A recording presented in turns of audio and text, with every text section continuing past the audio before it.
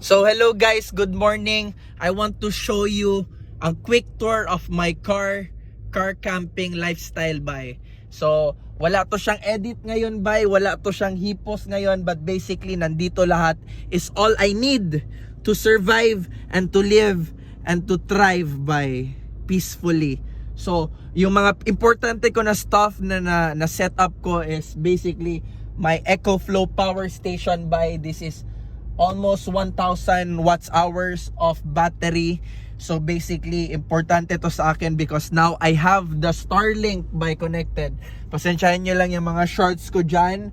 Ginapatuyo ko lang kasi bago lang ako nag-laundry.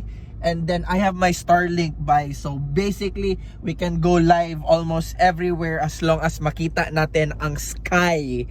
And now, let's go to the back by. Oh no, this one is one of my favorite tools now by. I have this portable power station, portable jumper starter by. So maka jump start na ako ng sasakyan even wherever I go. I don't need a car, I just need this.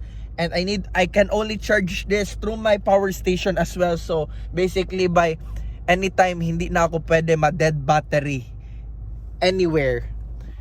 And then at the back by, this is my bed, brother. So meron akong camping nest.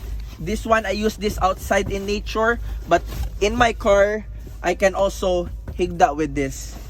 And this foam right here is for my insulation. Wala ko pala na cut out. And basically I have my skate surf there. And I have my speaker, so we have a good music. Welcome to Jamrock, camp where the thugs them camp at 2 pound na we need a van buck.